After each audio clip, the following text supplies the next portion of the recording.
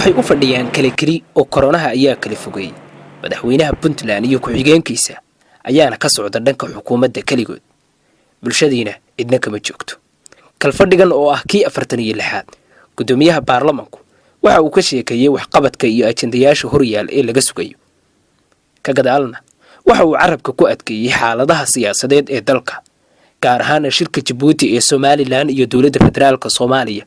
oo ay Puntland u aragto inay xaq u lahayd ka qaybgalkiisa taas looga hadlayo arrimaha masiiriga ah ee Soomaaliya oo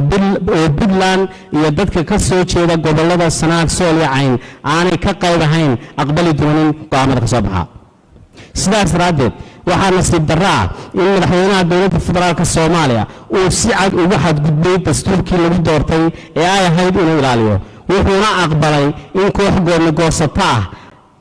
iyo dawladda federaalka Soomaaliya ay u wada fadhiistaan si sanan isagoo xeerinaya fursad siyaasadeedna ka dhex raadinaya doorashooyinka February 2021 madaxweynaha Puntland Siciid Deni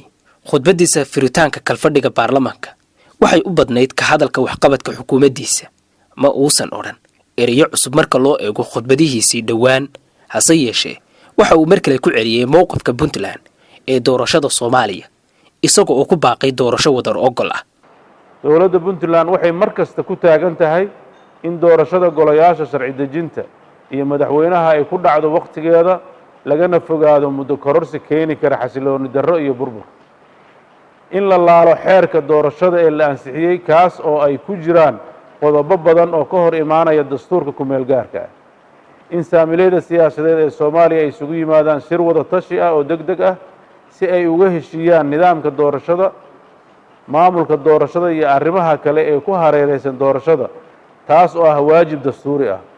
waxaan cadeynaynaa in guddiga doorashada madaxa bannaan ee heer federaal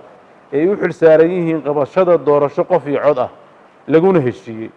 mas-uuliyadooduna ma aha in ay ka hadlaan ama u gogol xaaraan muddo kordhin loo sameeyo golayaasha dawladda federaalka ah in beesha caalamku ka shaqaysto sidii ay ku dhici lahayd doorasho loo dhan yahay la isla ogol yahay kuna qabsoonto waqtigeeda iyadoo la tixgelinayo in aan dawladda federaalka ah dhammaystirin shaqooyinkii aasaasiga u ahaa qabashada doorashada qof iyo cod madaxweynuhu ha iyo maya toona kagama jawaabin gogashii dhawaan ee dawladda Soomaaliya balse mar kale waxa uu ku celiyay in gogashii uu isagu u dhigay dawladda federaalka iyo dawlad goboleedyada iyo socdaal uu ku tagi lahaa xamar ay ka cagajiidayso dawladda dhexe maxamed Saalax SBC Garowe